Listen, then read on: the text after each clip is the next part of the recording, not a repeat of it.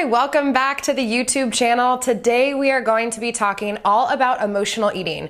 What is supportive emotional eating? What's unsupportive emotional eating? And also how not to let stress or other heightened emotional states drive your food choices in just a few simple steps.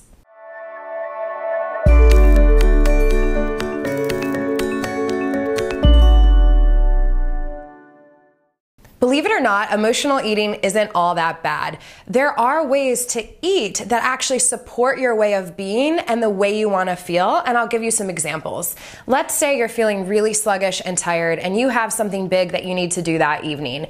It would make sense to eat in a way that supports your emotional state and your energy for the rest of the day. Another example would be, say you're feeling exhausted, tired, and you're just craving to kind of ground and be centered at the end of the day. You just need to relax. An example of supportive emotional eating would be choosing a meal that helps you ground and feel centered.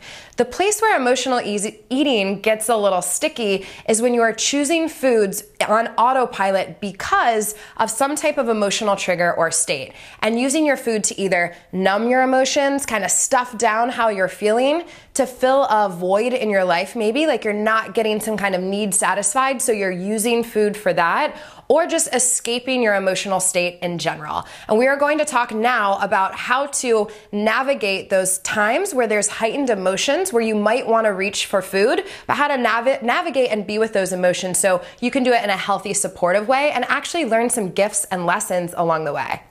So let's talk about emotional triggers to start. There are a few stages of this process, and you can easily get through the whole process in just a few minutes. But what happens is people experience a heightened state of emotion, let's say debilitating stress, anxiety, worry about something, and they skip out on the entire process right when they're triggered and right when they have a chance to feel. The truth is that really heightened state of emotion could process and release and at least dissipate to where you can make a centered decision within a few minutes to about 15 minutes if you practice the art of really being with what's coming up for you. So the first part of the process is obviously getting triggered, and then instead of escaping to food or escaping to another way to kind of numb or whatever that might be, you practice the art of being with your emotion and observing what's coming up. So observing goes hand in hand with truly feeling what's coming up. And the trick with this is to not make any meaning or any story about it. You want to just feel the emotion and let it pass through you.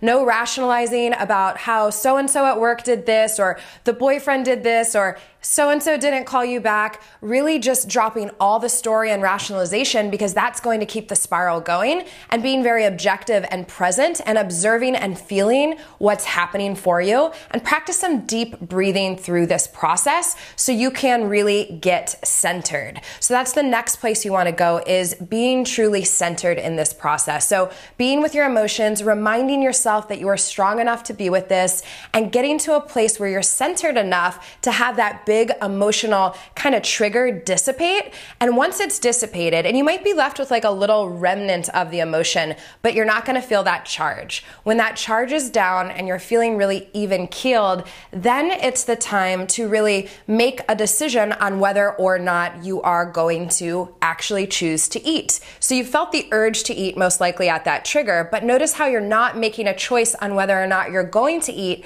and the type of food that you want to eat until you're in a very centered place. And so you make that choice from your center, from within yourself, not from being in your head or in anxiety. And then from there, you can choose food that really honors the way you want to feel and what will support you best in the moment. So I love the question, what do I need right now? And it might not even be food. It might be a grounding meal. It might be an energizing meal, but it might actually just be some time to yourself.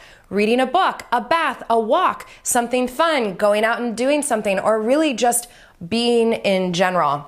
And finally, the last step to this process, once you're deciding on those ways to nurture yourself, once you're in a place where you're truly centered and the big kind of emotional cloud has subsided, it's a really, really good time to look for the lessons or the gifts in the emotional experience, because our emotions, our feelings really, truly are messengers. And we never get the message if we just dodge and escape our feelings. There's an author, Debbie Ford, who calls it the beach ball effect. So I don't know if you've ever been in the water trying to hold a beach ball down. This is the same thing as trying to stuff your emotions down. Pretty soon they're gonna pop up in your face. And people stay in these emotional loops because of all the stuffing and the numbing for years and years and years, and potentially their entire life, without learning the gifts and the valuable lessons that our feelings have to bring. So hope these few steps helped you in really navigating your emotions when they come up, and then also support you in choosing food to eat or not to eat, and if you do eat, eating in a nourishing way that really honors who you are. I know this stuff can get a little sticky if you've been in the path of emotional eating and you feel things are really patterned. I want you to know that no matter what, you don't have to have everything with your emotions figured out to be free in the food department. You can break that link in the brain that attaches heightened emotions to food no matter what. And if you want help doing that, I have a gift for you. So in the description of this video, there's a free training that will help you get back in your power with food and really feel like you have it easy in the food department once and for all. And after that, be sure to click comment, click like, let us know what you think, and subscribe to the channel. We're doing weekly videos every Tuesday, all about finding freedom with your food, falling in love with your body, and living your best life.